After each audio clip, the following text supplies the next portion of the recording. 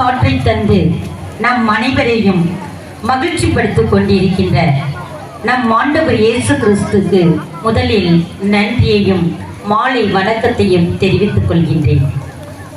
இப்பள்ளியின் நங்கூரமாக இருந்து செயல்படுத்திக் கொண்டிருக்கின்ற மதர் அவர்களுக்கும் மும்மூர்த்திகளாக இருக்கும் அருட்சகோதரிகள் 3 பேருக்கும் மற்றும் கலங்கரை விளக்காக இருந்து தன் ஆசிரியர்களிடம் குழந்தைகளை அன்புடனும் கண்டிப்புடனும் மற்றும் அவர்கள் வாழ்க்கையிலே கற்றுக்கொள்ள வேண்டிய பாடங்களை நன்றாக கற்றுக்கொள்ள என்னென்ன வழிமுறைகள் செய்ய வேண்டும் என்றும் திசை காட்டியாக இருந்து செயல்படுத்தும் தலைமை ஆசிரியர் அவர்கள் உங்கள் மாணவ செல்வங்கள் அனைவருக்கும் கலங்கரை விளக்காக இருந்தும் காத்து வரும் நம் அன்பான பாசமிகு தலைமை ஆசிரியர் அவர்களுக்கும் 150 மாடிப்படிகள் இருந்தாலும் அனைவரும் விரைவாக செல்ல வேண்டும் என்று லிப்டில் ஏறுவார்கள்.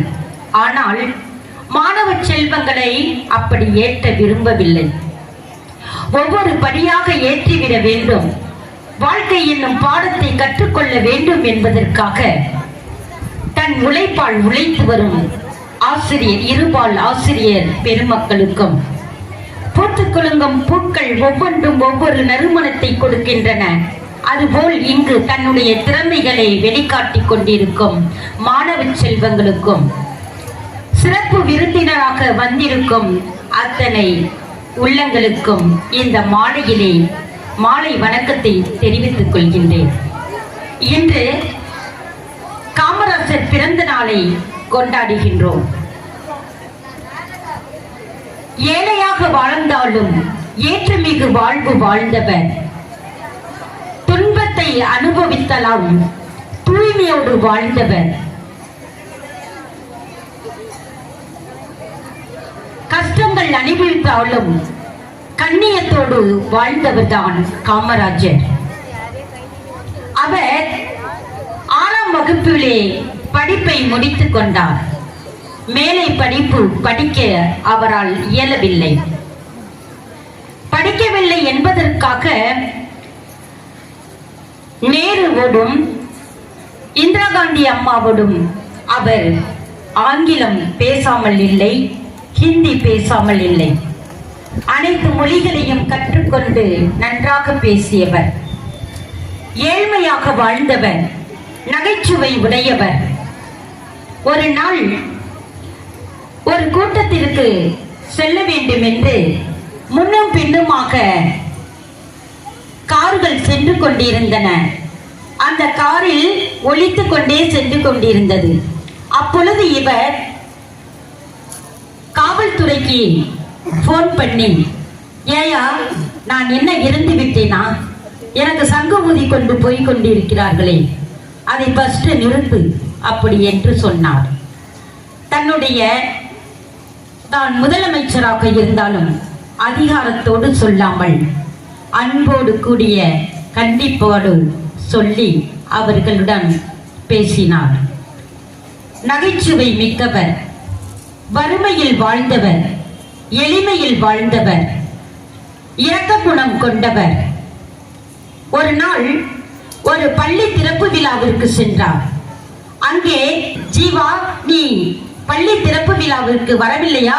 அப்பொழுது அவர் சொன்னார், ஐயா இன்னும் கொஞ்ச நேரத்துக்குள்ள நான் வந்துடுறேன், நீங்க போங்க என்று சொன்னார். சிறிது நேரத்தில் ஜீவா அவர்கள் அங்கு சென்றார்.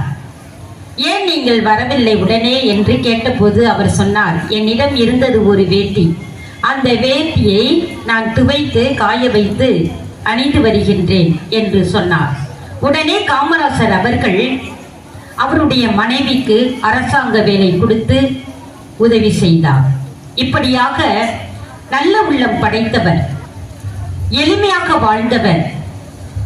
அவர் காரில் சென்று கொண்டிருந்த பொழுதும் அங்கு விளையாடி கொண்டிருந்த குழந்தைகளை பார்த்து, ஏன்பா குழந்தைகளே ஏன் இன்னைக்கு பள்ளிக்கு போகவில்லையா என்று கேட்டார். அவர்கள் சொன்னார்கள், ஏன் நாங்கள் பள்ளிக்கு போனால் எங்களுக்கு உணவு யார் கொடுப்பா என்று கேட்டார்கள். அப்பொழுது அவர் சொன்னார், நான் உங்களுக்கு உணவு தருகிறேன் என்று படிப்படியாக உணவு கொடுத்தார், உடை கொடுத்தார், மற்றும் பாட புத்தகங்களை கொடுத்தார். எல்லாமே கொடுத்து மாணவ செல்வங்களை நன்றாக வளர்க்க வேண்டும், எதிர்காலத்தில் சிறந்த தலைவர்களாக உருவாக்க வேண்டும் என்று ஆசிரியர் பெருமக்களிடம் கைகூப்பி அவர்களிடம் வேண்டிக் கொண்டார். அன்பு மாணவ செல்வங்களே, நீங்கள் காமராசரை முன்வைத்து அவரை போல நீங்கள் எளிமையாகவும் ஏழ்மையாகவும் வாழ வேண்டும். மற்றும் அவர் எளிமையாக வாழ்ந்தார் என்பதற்கு அவர் ஒரு நாள் அவர் துண்டை இந்த புறம் போடுவதற்கு பதில் மாற்றி போட்டுவிட்டார். அங்கிருந்த பேட்டியாளர்கள், ஏன் ஐயா துண்டை மாற்றி போட்டு விட்டீர்கள் என்று கேட்டார்கள். அதற்கு அவர் ஒன்றுமில்லை என்று சொல்லிவிட்டார். ஆனால் திரும்ப திரும்ப கேட்ட பொழுது அவர் சொன்னார், சட்டை கிழிந்திருக்கிறது, அதை நான் மறைப்பதற்காக அப்படி போட்டுக்கொண்டேன் என்று கூறினார். எனவே அன்பு குழந்தைகளே, நீங்கள் அனைவரும் நன்றாக படித்து எதிர்காலத்தில் சிறந்தவர்களாக உருவாக்க வேண்டும் என்று அவர் எண்ணிய எண்ணங்கள் நினைவுகளை நீங்கள் நிறைவேற்றி தருவீர்கள் என்று இந்த நேரத்தில் கூறிக்கொண்டு முடித்துக் கொள்கிறேன். நன்றி.